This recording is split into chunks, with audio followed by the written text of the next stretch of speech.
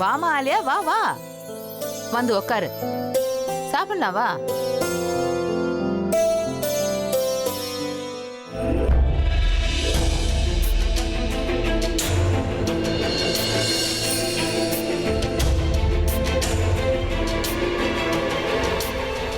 பாட்டி என்ன சொல்ல வராங்க? ஒண்ணுமே புரியலையே.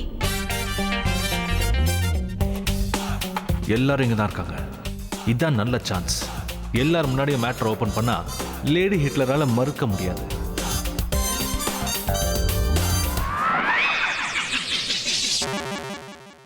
இவன் என்ன குறுகுறுன்னு பாக்குறா? பசிச்சா சாப்பிட வேண்டியதானே? எப்படி நான் சொல்ல போற விஷயத்தை கேட்டு ஒரு பொறுக்கையும் உள்ள போறது இல்ல. என்ன அதிசயமா இருக்கு, எல்லாரும் சேர்ந்து சாப்பிட்டு இருக்கீங்க? ஆமா, இன்னைக்கு எல்லாருக்கும் பிடிச்ச மாதிரி சமைச்சிருக்காங்க. இந்தாடா, இதை ட்ரை பண்ணி பாரு. ஆலியா இவ்வளவு சீக்கிரம் மாறிட்டாளா? பிரபாவையும் அம்மாவையும் ஒன்னா பார்த்து கூட இவ ரியாக்ட் பண்ணவே மாட்டேங்கிறா. சரி சரி, சாப்பிட ஆரம்பிக்கலாமே, பசி உயிர் போகுது. ஒன் செகண்ட் சித்தி. சாப்பிடுறதுக்கு முன்னாடி நான் உங்ககிட்ட ஒரு விஷயத்தை பத்தி பேசணும். ப்ளீஸ் ஏட குடும்பம் ஏதாவது சொல்லிடாதீங்க. இதுக்கு மேல ப்ராப்ளம் ஃபேஸ் பண்ண எனக்கு தெம்பல. ஆக்சுவலி நான் என்ன யோசிச்சேன்னா, யோசிக்கிறது என்ன, ஃபைனலா இப்படிதான் பண்ணணும்னு டிசைட் பண்ணிட்டு தான் உங்ககிட்ட சொல்றேன். ரொம்ப நாளா நம்ம வீட்டில் ஒரு ஃபங்க்ஷனோ இல்லை பார்ட்டியோ இல்லை செலிப்ரேஷனோ நடக்கல. ஸோ நாம ஏன் ஒரு பார்ட்டி பிளான் பண்ணக்கூடாது? பார்ட்டி பிளான் பண்ண ஒரு நல்ல காரணமும் இருக்கு. எந்த காரணத்தை சொல்ற அபி? அதான் அம்மு பிரபா கல்யாணத்தை தான் சொல்றேன்.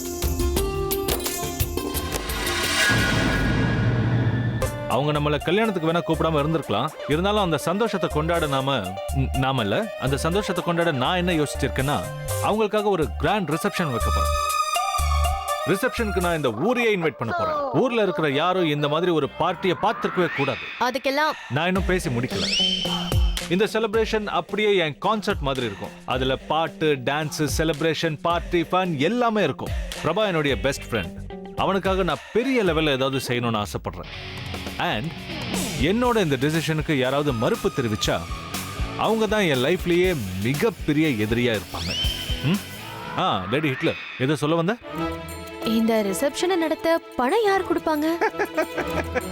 பாத்தீங்களா, படத்துக்கு யார் பணம் செலவு பண்றதுன்னு ப்ரொடியூசரே கேட்டா எப்படி? ஆப்வியஸ்லி நீதான்.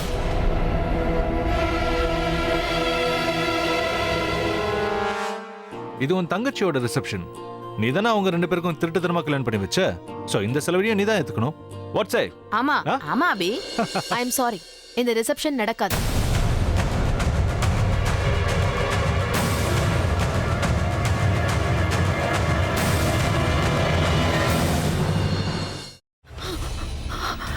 இதுக்கு மேல என்ன சொல்ல போற? சொல்றதுக்கு வேற ஏதாவது போய் இருந்தா சொல்லிடு. அவதான் என்ன ஏமாத்தி எல்லாத்தையும் என்கிட்ட இருந்து பறிச்சிட்டான்னு பார்த்தா நீயும் இப்போ அதே தான் பண்ணிருக்க. ஏன் ஆலியா, ஏன் இப்படி பண்ண? இந்த உலகத்துல பாட்டிக்கு அப்புறம் நான் யார் மேலேயாவது உயிரியே வச்சிருக்கேன்னா அது ஊ மேலதான், உனக்கு தெரியாதா? ஏன் இப்படி பண்ண ஆலியா? உனக்கு காசு பணம் அவ்வளவு முக்கியமா போயிடுச்சு. அதுக்காக நம்ம உறவை கூட மறந்துடுவியா?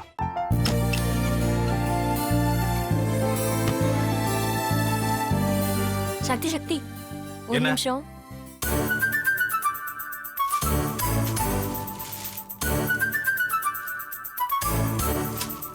இந்தாங்க.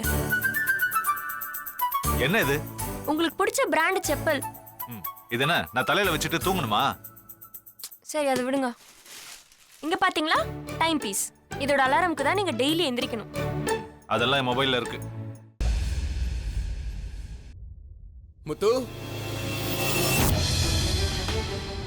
முத்து,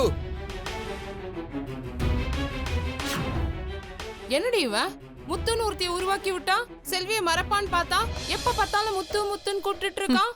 முத்துவை கூப்பிட மட்டுமா செய்யறான், முத்துவை வச்சு என்னென்னமோ செய்யறான். நாம தான் இழிச்சவை மாதிரி வேடிக்கை பார்த்துட்டு இருக்கோம். என்ன முறைச்சு என்ன பிரயோஜனமாயா? உனக்கு வேற குரல் போயிடுச்சு. அடுத்து அவ செல்வியை கூப்பிட்டானா என்ன பண்ண போற? உன்னுடைய விருப்பப்படியே நீ ராமநாத வீட்டு மருமகளா வாழ போற. கண்டிப்பா என்னுடைய ஸ்தானத்திலிருந்து அவன் உன்னை நல்லா பார்த்துக்குவான் அம்மா. டேய், அவரை பத்தி தான் உனக்கு தெரியும்ல. அவர் எந்த முடிவு எடுத்தாலும் அதான் ஃபைனல். நம்ம அப்பா வேணுமா வேணாமாங்கிறத நீயே முடிவு பண்ணிக்கோ. வாடா.